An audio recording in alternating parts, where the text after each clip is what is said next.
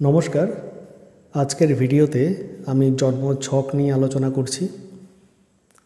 আমাদের রাশিচক্রে 12টি রাশি রয়েছে।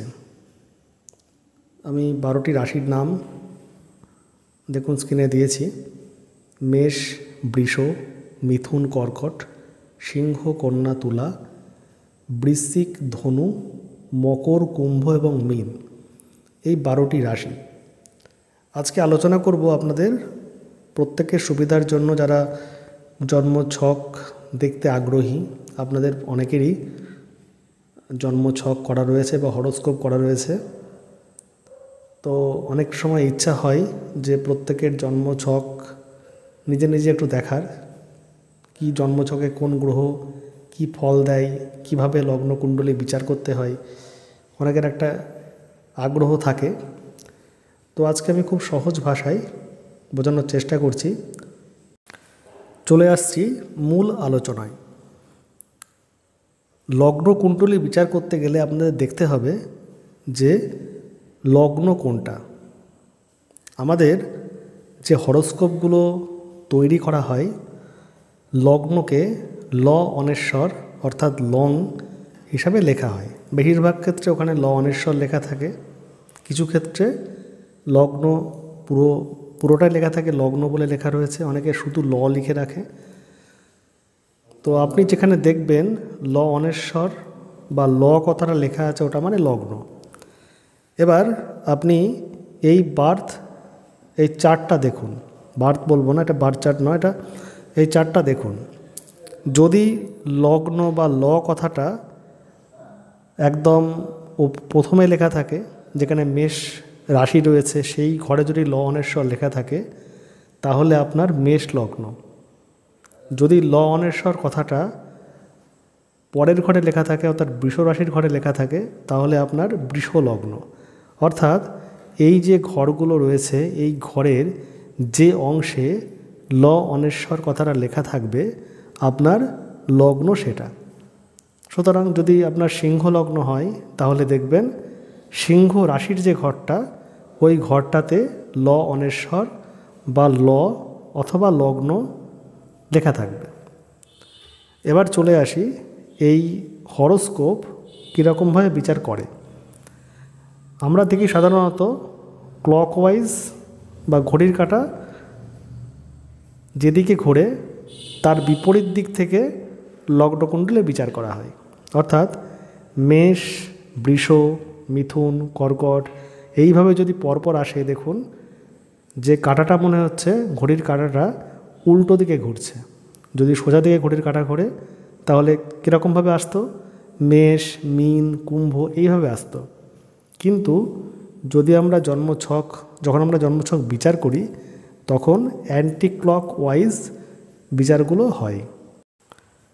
তাহলে যদি আপনার মেষ লগ্ন হয়, তাহলে আপনার মেষ রাশির যে ঘরটা, ওখানে ল অনেশ্বর লগ্ন লেখা থাকবে। তাহলে আপনার সেকেন্ড হাউস কোনটা, বৃষ রাশির ঘর। থার্ড হাউস মিথুন রাশির ঘর। ফোর্থ হাউস কর্কট রাশির ঘর। এইভাবে 12টা রাশি। সুতরাং আপনার যদি আমরা বলি যে আপনার সপ্তমভাবে এই গ্রহ অবস্থান করছে, তাহলে আপনি 1, 2, 3, 4 করে পরপর 7 পর্যন্ত গিয়ে দেখবেন ওটা সপ্তম ভাব।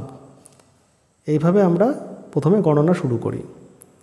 তো আজকে আমি যেটা বোঝাবো সেটা হচ্ছে লগ্নভাব নিয়ে। লগ্নভাব কেন? কারণ রাশিচক্রের সবথেকে গুরুত্বপূর্ণ যদি কোনো ভাব হয়, সেটা লগ্নভাব। কারণ লগ্নভাব অর্থাৎ আপনি নিজে। লগ্নভাব মানে আপনি নিজে। আপনি যদি নিজে ভালো না থাকেন, তাহলে কোনো ভাবই ভালো থাকতে পারে না। যার লগ্নভাব এবং লগ্নপতি যত বেশি বলবান, সে তত সফল মানুষ বলা যেতে পারে। যদি জীবনে প্রচুর সমস্যাও আসে, সেই সমস্যাগুলো কাটিয়ে ফেলতে সক্ষম। কারণ তার ভিত শক্ত। লগ্ন অর্থাৎ ভিত বলা যেতে পারে। যে কোনো একটা বাড়ির যদি স্ট্রাকচারটা ঠিকঠাক থাকে, তাহলে সেই বাড়ি কিন্তু দীর্ঘদিন টেকসই হয়। কিন্তু যদি ভিতটাই ঠিকমতো না হয়, অর্থাৎ লগ্নভাবই যদি দুর্বল বা লগ্নপতি দুর্বল হয়ে যায়, তাহলে সে বিভিন্ন সমস্যার মোকাবেলা করতে পারবে না। তাই প্রথম যে ভাবটা গুরুত্ব দেওয়া উচিত সেটা হচ্ছে লগ্নভাব। এবার আপনার বিভিন্ন লগ্ন হতেই পারে, কারোর মেষ লগ্ন হতে পারে, কারোর বৃষ লগ্ন হতে পারে। যেখানে লগ্ন লেখা থাকবে সেটা আপনাদের লগ্ন। এবং এই লগ্নে বিভিন্ন গ্রহ বসে থাকতে পারে। ধরুন আপনার মেষ লগ্ন, লগ্নে রবি বসে আছে। অনেক সময় লগ্নে কোনো গ্রহ বসেও থাকে, অনেক সময় কোনো গ্রহ বসে থাকে না, তখন আমরা লগ্নপতির বিচার করি। এবার চলে আসি আপনাদের সুবিধার্থে, কোন রাশির মালিক কে বা কোন লগ্নের মালিক কে। দেখুন, মেষ রাশির মালিক হচ্ছে মঙ্গল। সুতরাং যদি আপনার মেষ রাশি হয় তাহলে রাশি অধিপতি মঙ্গল হবে। যদি আপনার মেষ লগ্ন হয় তাহলে লগ্ন অধিপতি মঙ্গলই হবে, যেহেতু মেষ রাশির ঘরটা মঙ্গল গ্রহের আন্ডারে।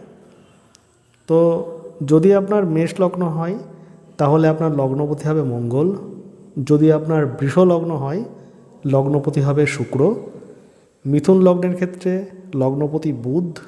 কর্কটের ক্ষেত্রে লগ্নপতি চন্দ্র। সিংহের ক্ষেত্রে লগ্নপতি রবি। কন্যার ক্ষেত্রে লগ্নপতি বুধ। তুলার ক্ষেত্রে লগ্নপতি শুক্র। বৃশ্চিকের ক্ষেত্রে লগ্নপতি মঙ্গল। ধনুর ক্ষেত্রে লগ্নপতি বৃহস্পতি।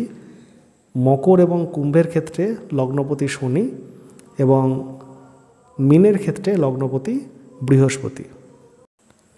এবার চলে আসি লগ্নে কোন গ্রহ কী ধরনের ফল প্রদান করে সেই সংক্রান্ত আলোচনায়।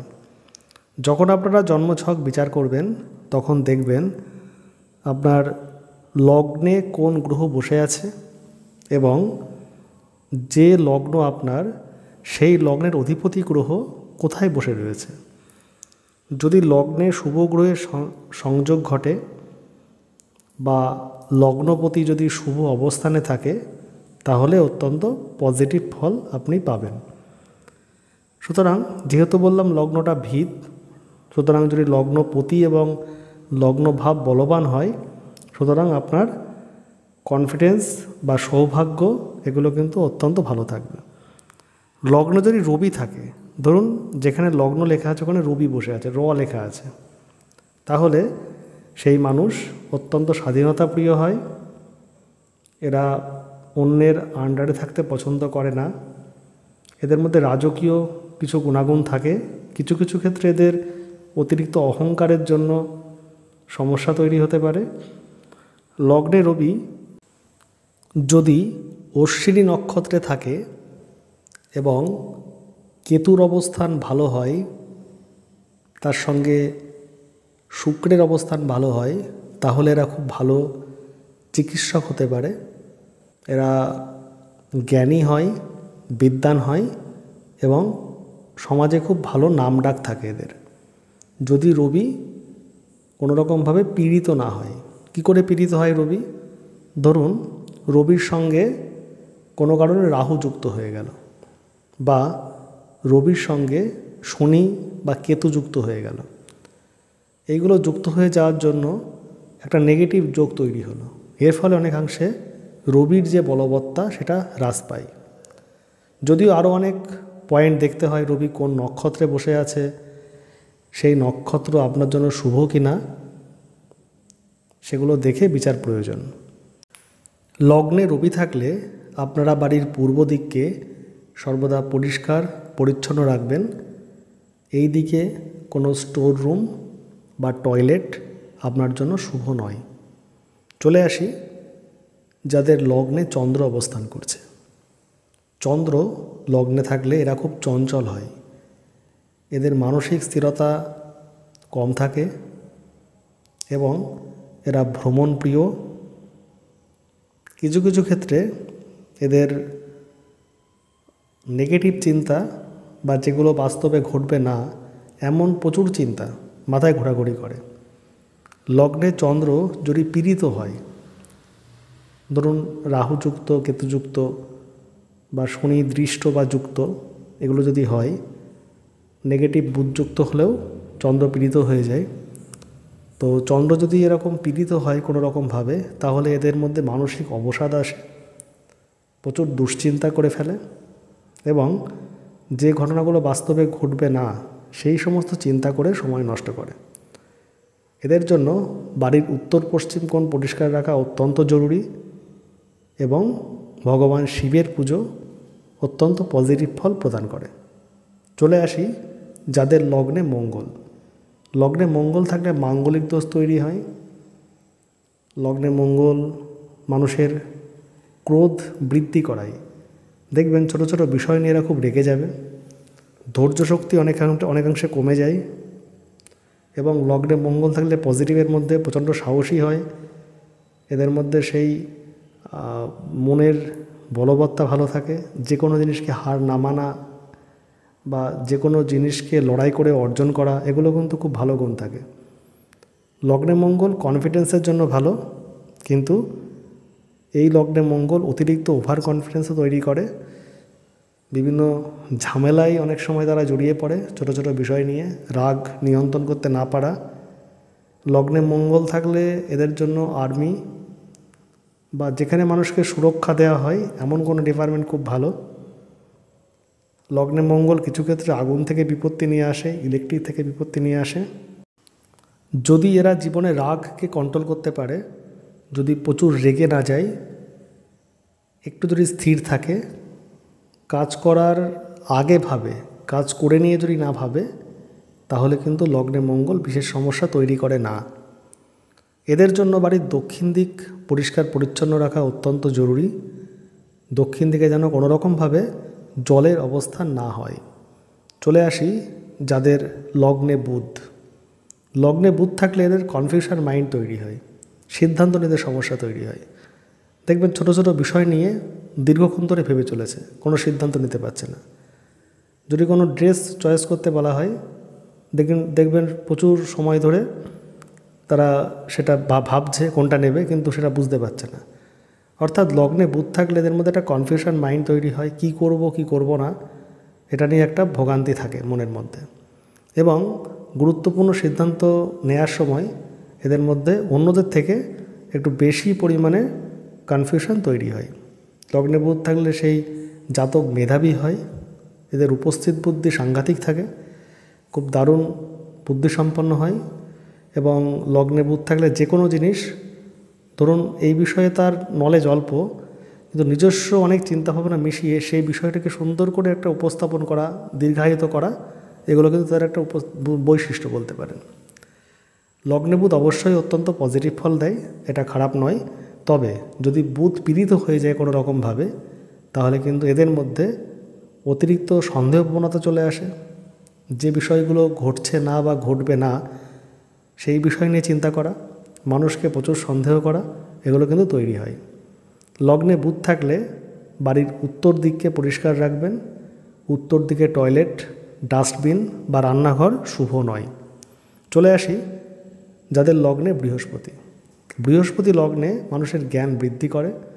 এরা সাধারণত জ্ঞানী হয়, মানুষকে উপদেশ দিতে পছন্দ করবে, মানুষকে সঠিক পথে নিয়ে আসার চেষ্টা করবে।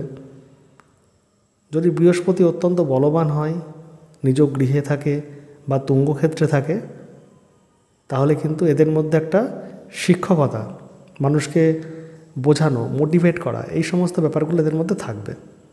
লগ্নে বৃহস্পতি থাকলে এদের অনেক বাধা বিঘ্ন থেকেও এরা রক্ষা পায়, প্রচুর নেগেটিভিটি থেকে এরা রক্ষা পায়, এটা অবশ্যই ভালো। যদি বৃহস্পতি পীড়িত না হয় কোনো গ্রহের দ্বারা, তাহলে এর পূর্ণ ফল সে পেতে পারে। লগ্নে বৃহস্পতি থাকলে বাড়ির ঈশান কোণে যেন কোনো রকম বাস্তুদোষ তৈরি না হয়, সে বিষয়ে বিশেষ খেয়াল রাখবেন। চলে আসি যাদের লগ্নে শুক্র অবস্থান করছে। যদি লগ্নে শুক্র থাকে, এরা অত্যন্ত শৌখিন প্রকৃতির হয়। লগ্নে শুক্র মানুষকে লাক্সারিয়াস লাইফ লিড করার মতো একটা ইচ্ছা তৈরি করে। এরা শিল্পী হয় ভালো। লগ্নে শুক্র আর্টিস্টিক নেচারের হয়, নাচ গান আঁকা ইত্যাদি যে বিষয়গুলো, এগুলোতে বেশ ভালো পারদর্শী হয়। লগ্নে শুক্র যদি খুব ভালো থাকে, এরা অভিনয় জগতেও যথেষ্ট খ্যাতি অর্জন করতে পারে। নিজেকে পরিষ্কার পরিচ্ছন্ন রাখা, সাজগোজ, নিজেকে ফিট রাখা, এগুলো কিন্তু লগ্নে শুক্র যাদের খুব ভালো থাকে এদের মধ্যে দেখা যায়। এরা পারফিউম পছন্দ করে, লগ্নে শুক্র থাকলে খুব এদের চয়েস খুব ভালো হয়, ব্র্যান্ডেড জিনিসপত্র পছন্দ করে। সুতরাং লগ্নে শুক্র অত্যন্ত শুভ ফল প্রদান করে। যদি লগ্নে শুক্র থাকে আপনারা চেষ্টা করবেন বাড়ির দক্ষিণ পূর্ব কোণকে পরিষ্কার রাখার, যেন এদিকে কোনো রকমভাবে টয়লেট বা সেপটিক ট্যাঙ্ক না হয়। যদি লগ্নে শনি থাকে এদের বিলম্বতার মধ্য দিয়ে যে কোনো কাজ হবে, যে কোনো কিছু পেতে গেলে অনেক দেরি হয়। লগ্নে শনি থাকলে শরীরে লোয়ার পোর্শনে অর্থাৎ কোমর থেকে পা পর্যন্ত কিছু শারীরিক সমস্যা আসার চান্স থাকে। লগ্নে শনি মানুষকে তীক্ষ্ণ বুদ্ধিসম্পন্ন তৈরি করে, এরা যে কোনো জটিল বিষয়কে খুব সহজে বুঝে নিতে পারে, দীর্ঘদিন পরে সফলতা মেলে। লগ্নে শনি টেকনিক্যাল বিষয়ে খুব ভালো এরা জ্ঞান অর্জন করতে পারে, পারদর্শী হয়। যদি আপনার লগ্ন মেষ বা সিংহ হয় এবং লগ্নে শনি থাকে তাহলে খুব একটা শুভ ফল এই শনিতে প্রদান করতে পারে না। এদের জন্য জীবনটা একটু বেশ স্ট্রাগলপূর্ণই হয়ে যায়। যদি আপনি নীতিবান হন, ধার্মিক, পরোপকারী হন এবং কর্মপ্রিয় হন, কর্মে যদি ফাঁকি না দেন, তাহলে শনিদেব আপনার জন্য অবশ্যই পজিটিভ ফল প্রদান করবে। অতটা বেশি ক্ষতিকর ফল আপনি পাবেন না।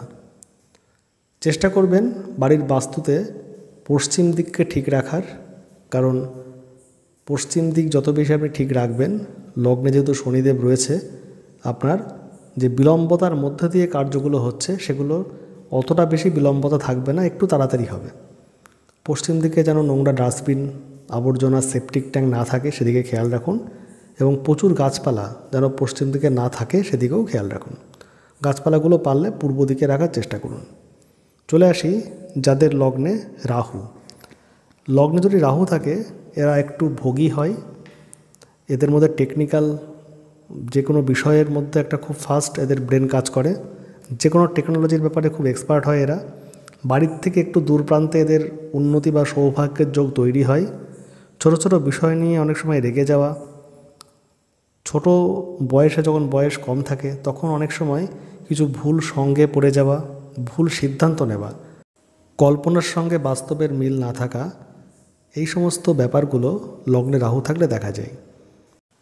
লগ্নে রাহু থাকলে আধ্যাত্মিকতার উচ্চতর পর্যায়ে পৌঁছাতে পারে এবং এদের মধ্যে অন্যকে নিয়ন্ত্রণ করা, আধ্যাত্মিকতার ব্যাপারে মানুষকে সঠিক পথ দেখানো, এই শুভ গুণগুলো লগ্নে রাহু থাকলে কিছু কিছু ক্ষেত্রে দেখা যায়। লগ্নে রাহু থাকলে বাড়ির দক্ষিণ পশ্চিম কোণকে সর্বদা পরিষ্কার রাখার চেষ্টা করুন। লগ্নে কেতু থাকলে এরা চাপা প্রকৃতির হয়, সকলের সঙ্গে সব কিছু শেয়ার করতে পারে না। এদের মধ্যে কোনো কিছু নিয়ে রিসার্চ করার একটা ইচ্ছা থাকে, কোনো কিছু নিয়ে ডিপ স্টাডি এদের মধ্যে দেখা যায় করতে। লগ্নে কেতু মানুষকে স্পিরিচুয়াল তৈরি করে, এরা আধ্যাত্মিক জগতে অনেকটা ওপরে পৌঁছাতে পারে যদি কেতুর পজিশন ভালো হয়। ছোটোবেলাটা ভোগান্তির মধ্যে দিয়ে যায়, অন্তত 10-12 বছর বয়স পর্যন্ত একটু শরীর স্বাস্থ্য নিয়ে ভোগান্তি থাকে। লগ্নে কেতু যদি অশুভ হয় এদের যে কোনো কাজ আটকে আটকে হয়, এক চান্সে হতে চায় না। যদি এরা গণেশজির পুজো করে অত্যন্ত ভালো ফল প্রদান করতে পারে এবং জীবনে নানাবিধ সমস্যা থেকে এরা মুক্ত হতে পারে। তো গণেশ ঠাকুরের পুজোটার জন্য খুব ভালো। বাড়ির পশ্চিম দিক এবং ঈশান কোণ অবশ্যই পরিষ্কার পরিচ্ছন্ন রাখা উচিত। লগ্নে কেতু থাকলে এই দুটো দিক বাড়ির বাস্তুর পরিষ্কার রাখুন এবং গণেশ ঠাকুরের পুজো করুন, এতে অনেক সমস্যার সমাধান হবে। আজকে এই পর্যন্তই। সকলে খুব ভালো থাকুন, সুস্থ থাকুন। নমস্কার।